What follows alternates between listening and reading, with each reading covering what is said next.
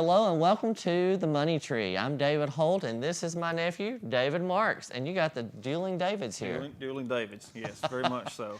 We've got a brand new show for you. It's called The Money Tree. We want to talk to you about helping you with your finances, with finances for your children, finances so that someday you can retire and go to the house and you can pay my Social Security. Right, well, we're already paying for everyone's Social Security. That's the thing about it. So whether we like to or not, we're already chipping in. So. We are chipping in. And you know what? We don't want this to be a boring show. We're going to talk about some fun stuff, tell you a little bit about each one of us. And he's the guy with all the expertise. Maybe not so. I think the best thing to know is that we both have learned from lessons. So let's start off by giving our backgrounds just a moment. David, go ahead and talk about your background. Well, I'm old as dirt, first of all. I've been teaching for 33 years. Can you believe that? Yeah. And what are you, 32? I'm 34. 34, okay. So there you go, ladies, single as well. There you go. But I started teaching in 1984. And before that, I worked when I was in college, in high school even. I did the fun things back in the potato shed days. Right. I've worked at fast food. I've worked in convenience stores. Worked third shift going to college, and so I understand it takes a lot of money to make ends meet for everyone. And since I've been a teacher, I've had all types of jobs before. Some didn't pay very much, some didn't pay any at all, but some were very beneficial. I'm thankful for that. You know, I started out teaching in Jackson County, and if I remember correctly, you asked me about this earlier, I think it was around $14,000 a year. And that was with a college education, and I don't know how we made it on that kind of money. But since that time, I have been a tennis coach, I've been a Beta Club sponsor, I've been a prom sponsor, I've worked for the city of Rainsville. I did that for 11 years as a city pool manager. Then I tried a stint on city council, and I survived city council. That's a good thing. And now I'm back to managing the pool again in the summertime. So it's like a summer job for a teacher. Yes. Most people say, well, you just have summers off. No, I find something else to do and mow grass for free for mom and my aunt and myself. And so then I've gotten involved with mountainvalleynewspaper.com and Mountain Valley Today, doing a couple of shows, and you know, I get a big paycheck. It's so round. Just a big like an egg. zero, that's right. But you know, we hope to encourage you to realize that I and David as a teacher as well, we don't have all kinds of money sitting around, but we try to be good stewards of what we do have. So let's talk about yours. Well, and I do think that you hit on a point there, because being a good steward is what it's really all about. I do feel like that, you know, what we own in our life is not necessarily ours, but it's what God has granted to us. And I believe He wants us to be good stewards of that. So knowing that you brought up a lot of great points, that a teacher may not be the most highly funded household that you would see. So a lot of teachers, like you and myself, we work extra or additional jobs to try to make up the difference there. I was a classroom teacher of math and science, and I was even self-contained one year, and they probably saw that I might be better suited for math than English and grammar. But in that time frame, the first year I taught, I saw where there was a need for students to learn more about their finances. And this is just a passion of mine, so I developed a program called Mark's Money. And that's a really neat idea. I saw some of the things you did, so tell us more. Well, with Mark's Money, what the students would do is they would randomly be given a job. They would draw this job out of a hat, and of course, a lot of students wanted the high-end job, not the low-end job. Don't we all want those? Yes. But, you know, I would always try to tell the students, you never know what obstacles may come in your life. So just because you may think, yes, I want to be a doctor one day, and that's a great dream to have, things may happen to where you do not get to do that. You may have to work towards that goal or get to there. So to get to that, we grew that over time through the 10 years that I taught math. The students eventually were buying houses, were actually calculating the cost of their mortgages, buying a car. They actually did a grocery budget, which they would have a month to develop. They would have to go to the store, find the prices of the items, and a lot of students came back and were really amazed at what their parents were spending on groceries, because they had no idea. They wanted a box of Little Debbie's, they would want it, you know. Let me give you a true story. My oldest son went to University of Alabama, and my boys and daughter were not necessarily spoiled, but they didn't have to worry about food. Sure. We always had food in the house. Sure. So my oldest son goes to college, and he called and talked to his mom one day, and he said, "Do you know how much a gallon of milk is?" And she said, "Yes, I do. We buy several gallons a week." "God, did you know how much regular such and such cereal is?" "Yes, I do know how much a box of that is." "Do you know that generic is just as good?" Yes. When he was buying it, it made all the difference in the world. Yes, and that's one thing that the students would see is that they would try to find ways to cut cost. And of course, when they would plan their first house, that would be one assignment, is they would have to sketch out their first house. You know, we would have students roll in with a house that would be budgeted to build it for $2 million. So then you would have them do In this county, in right? this county, In this right, county. right, in this county, of course, and they were doing the pest control job or whatever it may be. It might have been a job that may not have paid as much as a doctor. So then they would have to do their mortgage analysis, and when they did the mortgage analysis, they would see that they were only going to be a few $1,000s a month short on the house payment. So they saw that they couldn't do that. So it was a great, great learning tool. As with David, I also worked for the city of Henniger for a while as their manager. Worked with David for the city of Rainsville. Had a blast working at the pool. Where were the dueling Davids? Yes, and they actually gave me a nickname while we were there. Do you remember that nickname? Yes. Okay, so there you go. It was fun. So anyway, they had a blast doing that, working at the pool. They referred to David as the Donald, and I was the apprentice. So that's when that show was very popular. So anyway. Back to that, I'm now the high school counselor and actually the school counselor at Valley Head High School, and I love what I do, but one thing I also still get to do is work with students on finances. And I try to show them the importance of the cost of college, because that's something that is growing rapidly. Yes. And students do not realize, they may think that, well, I can go to Alabama or in Auburn or even in Jacksonville State and do this for $5,000. And that's not even going to be a quarter of their cost just to attend, not including their food and everything else. Right. So I'm very blessed in what I do. I love what I do. And it's given me the opportunity to be here, which is great. And well, and one of the things we offer in the county is something called Mad Money. We've had a part of this over at the Coliseum, where we bring in freshmen, and they get to come in and spend some time actually dealing with real life situations, choosing a home, choosing a car, paying for child care, the things that many young people take for granted because they've had no experience in figuring those kinds of things out. And you might want to mention that you worked and paid your way through college just like I did. Yes, very much so. And still paying for some of that with a master's degree. It's not inexpensive to get that degree, so I'm still paying for some of that. And that's one of the things that you want to work towards as a student, as a graduate, is you want to eliminate that debt as much as possible. Because the sooner you can eliminate your debt, the sooner you can start setting yourself on the road to, having a stable financial home and a financial future.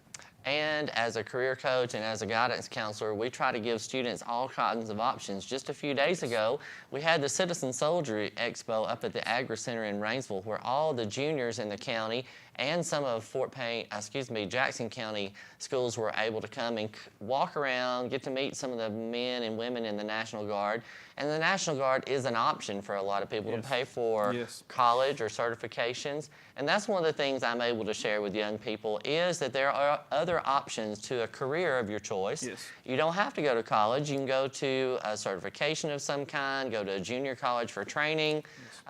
My goodness, you can get some of that right across the road at the DeKalb County Technology Center and go straight into a very good paying job. As a matter of fact, we had a welder just the other day who went down to Steele, Alabama, and applied for a job. Let me back up to say he applied online, and within 30 seconds of hitting the submit button, they called the young man and asked him for an interview.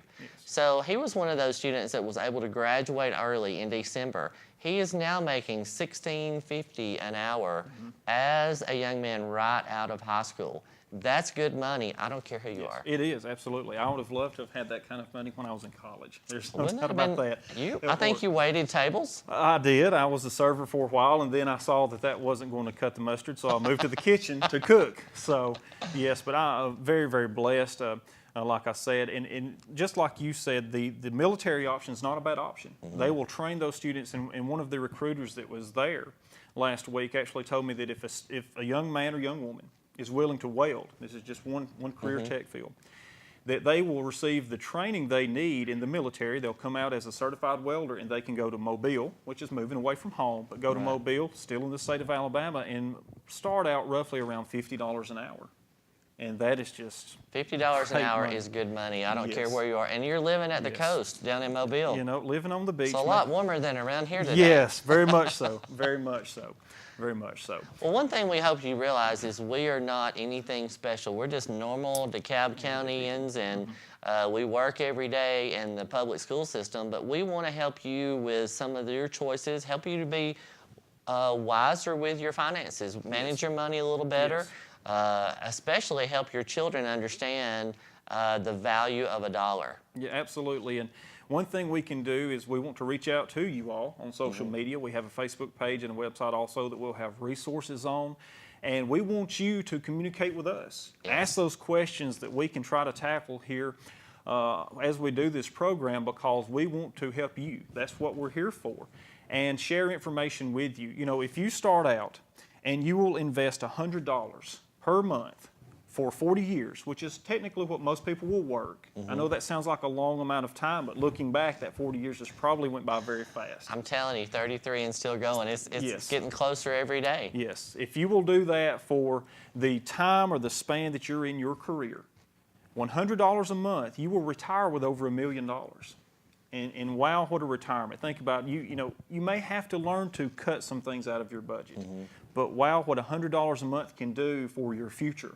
You're not having to work towards, well, I'm just going to depend on Social Security. I'm not going to have to depend on the federal government taking care of me. You'll be able to be financially sound all by yourself.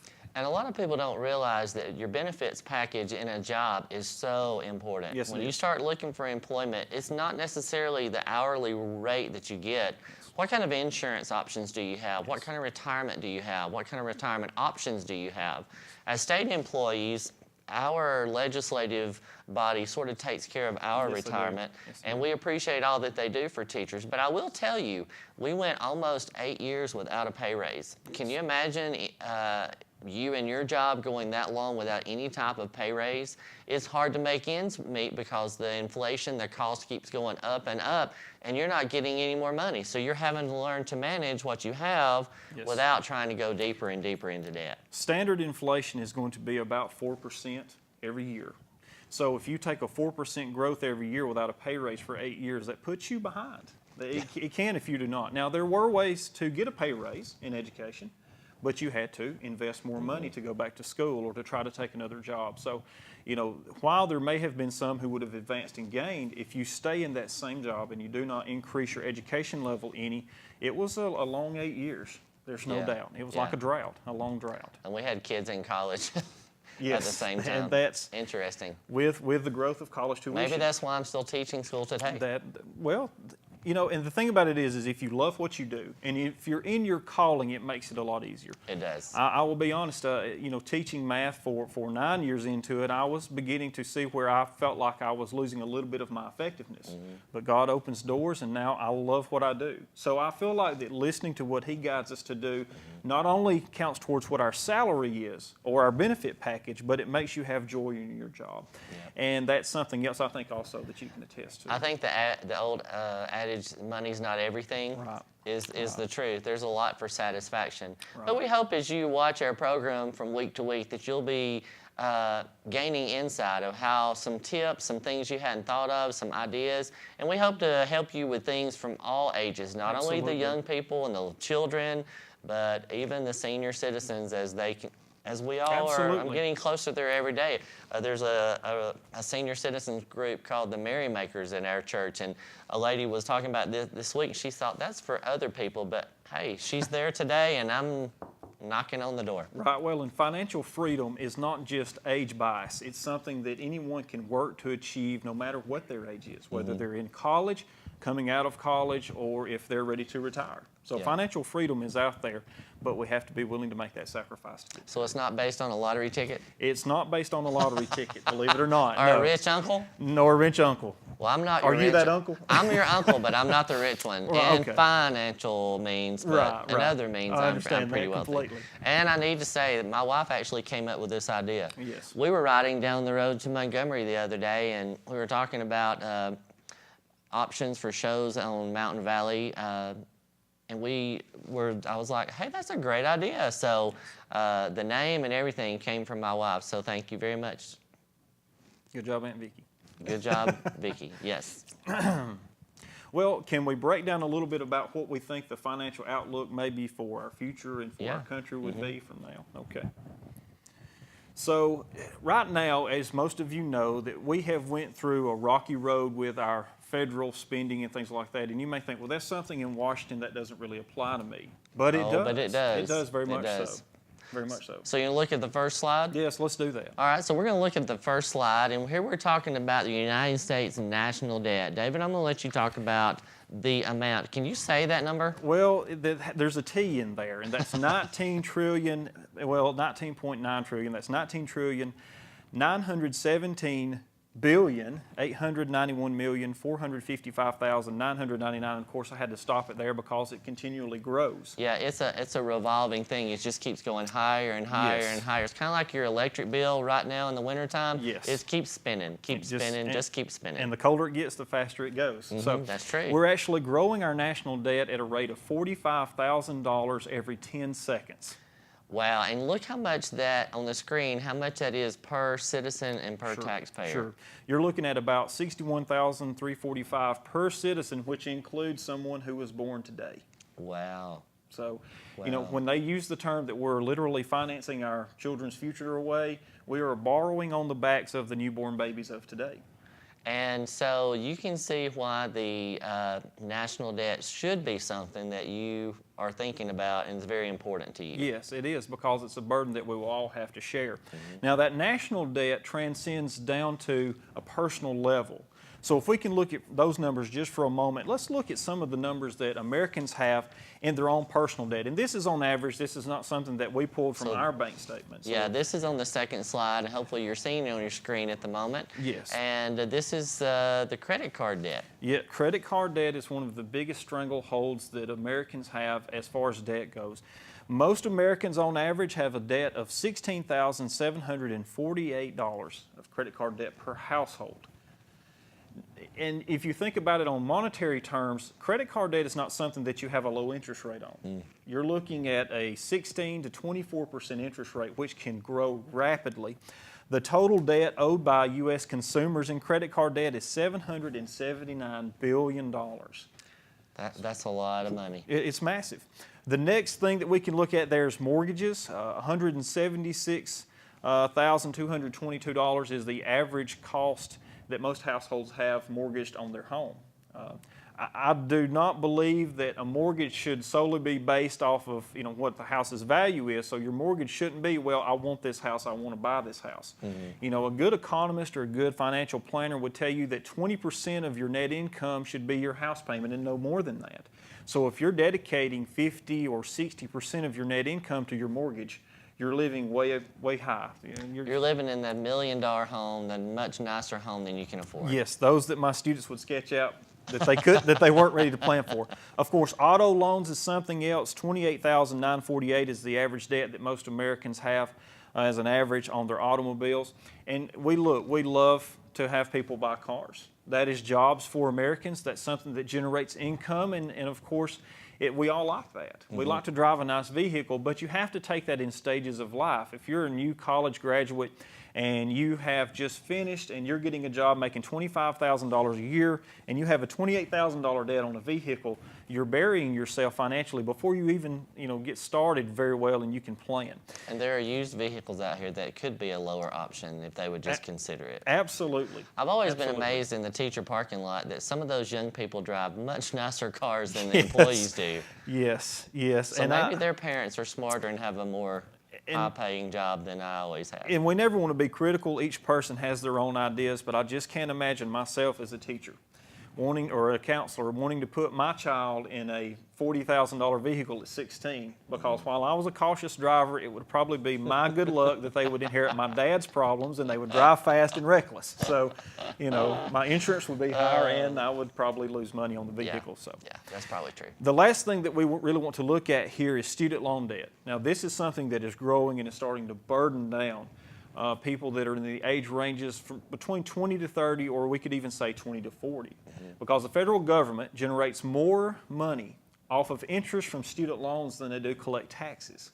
Oh my goodness, I didn't know that. So there is a lot of money being lost in interest just to student loan debt. And as we can see the numbers there, the average American household has $49,905 in student loan debt. Now this is the average. That means for someone out there who went on scholarships and only borrowed $20,000, we've got someone else out there who was rolling in at $80,000 or $85,000. And the biggest problem is a lot of people who have that $50,000 in student loan debt, they're getting out of college, and what are they making as a net income, or even if we want to look at it on the gross income? Let's say a teacher, for example. A teacher goes into debt $50,000. Are they going to make that or anywhere near that their first year as a teacher? No. Not close. Not in this state. The average teacher pay in the state of Alabama is about $36,000 a year. So that's with a 4-year degree. Well, and while that is financed over a 20-year note maybe, that is 20 years that they're going to be pumping money into interest to where, they may have made a bad choice. They may have said, hey, I want to be, engineer, and then they changed to education, which is what I did. But it's very important that if you're going to do that, you've got to work towards a goal with college that's going to get you into a workable job.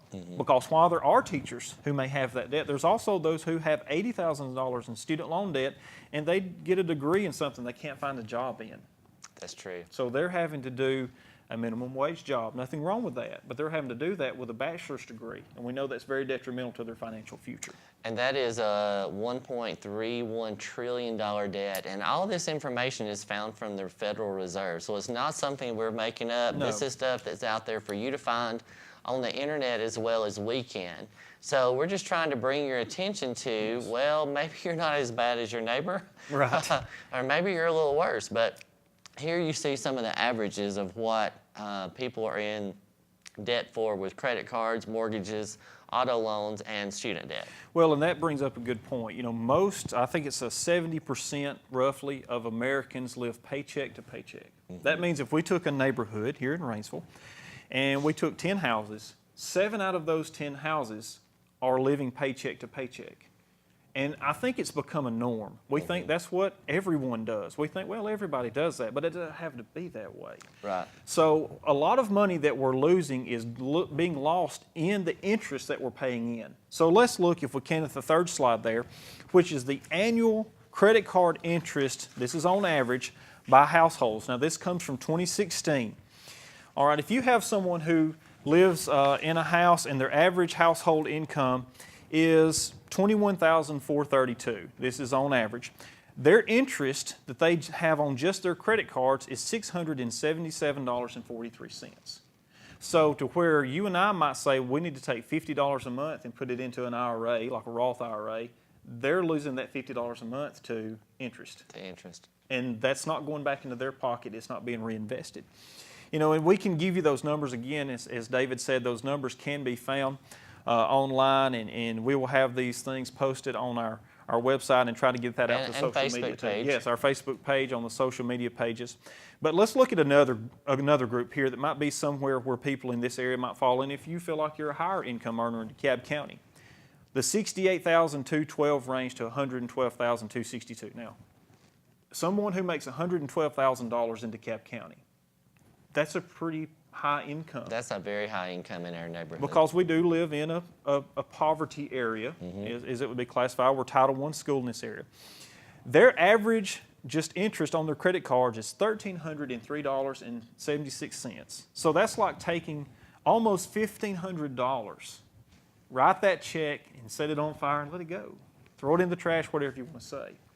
So imagine that $1,500 that's applied, as we talked about earlier, to a career as you're working. There's your $1 million retirement right there that you've lost just in interest on credit cards. The last bracket there, of course, is someone who makes over $157,000 a year, and you can see that their interest, even though you may think, well, if I made $150,000 a year, I would not have a credit card at all. But what we've noticed is that a lot of people, the more money they make, they never budget. So they spend more money. They throw that money away. And theirs is about $2,700 a year. So they're almost losing $3,000 a year just to interest. So that's something we definitely, to give you a quick calculation, if you had $3,000 on a credit card, just after your first month, and you can find the formulas to calculate this on the site. So we have that ready. But just after that first month, you have $38.70 in interest that's been added to your debt. So you took almost $40, which would buy you a good meal, Oh, yeah. would buy you a tank of gas, whatever it may be that you want, or could be invested, and you've thrown that money away to interest. You've actually given it to somebody else. You've given it to a corporation or a bank. You know, and I know there's a big, mentality that a lot of people think, well, we don't like banks, but guys, if banks didn't exist, then I wouldn't have been able to buy my home. Right. But we barter what we do on the interest rate that we pay to those banks. And I just heard today the interest rates have gone up again. The Federal Reserve has decided to raise rates, yes. So what I anticipate that we will see over the next year is maybe 2 more rate increases. How does that affect everyone locally? Well, if they increase the rate on the federal level, banks also increase the rate. Now, if you have money in a bank, then you're going to get a better return on your savings account, which if you've had a savings account for the last 8-10 years, has not given you a great return. But if you borrow money, you will pay a higher interest rate on the things that you borrow for. So it's costing you more to pay somebody else to let you have that. Absolutely. They're going to have to charge you more interest, or they're going to charge you more interest. So we're not trying to give you doom and gloom the whole time. Absolutely Yes, we're not. just trying to bring you information that you can go to the website, go to the Facebook page, find some of this information, find the little calculator thing, and you can plug in stuff and try it for yourself. We want to give you tools and options. One thing I want to tell the young people about, if you're thinking about a career, going to college, investing, your most important weapon is to improve your ACT score. Absolutely. Now, I know you think, oh, well, I've got a 4.0 GPA. That's great. You may say, I'm number 4 in my class. I'm in the top 10. That's great, too. But those colleges do not care. All they're looking at is your ACT and what kind of volunteer service you may have, but your ACT is the driving force. There are tons of resources out there that you can go to use to improve those ACT scores that are absolutely free. There's some you can go to and pay for them, but one I want to call your attention to, if you're thinking about going to college and you want to get a scholarship of some type, one of the best websites out there is called march2success.com. March, the number 2, success.com. It's a military site, but they have tons of free resources that a student can use on their own to practice different types of problems. There are all kinds of tips that we can help you with to improve ACT scores. Your counselor can help you with that. Your career coach in our system can help you with that. All kinds of great information out there online. But our goal is to help you as a young person get that college education paid for, or at least a lot of it, the price tag to it offset, by helping you get some free money that's out there. Absolutely, because students are going to be facing a probably more harsh financial climate than I felt like I did, just because of the cost of college. It has increased so much. And a lot of colleges have become more competitive. You can't just do what the David Marks plan was, to roll in and have a mid-low 20s ACT score, and that's good enough to get me in, and I'll go from there. So you need to have a good strategy on that. Parents, if you're watching this, we can't stress enough as counselors, and I feel like we have phenomenal counselors in DeKalb County. We have great teachers, great workers in DeKalb County.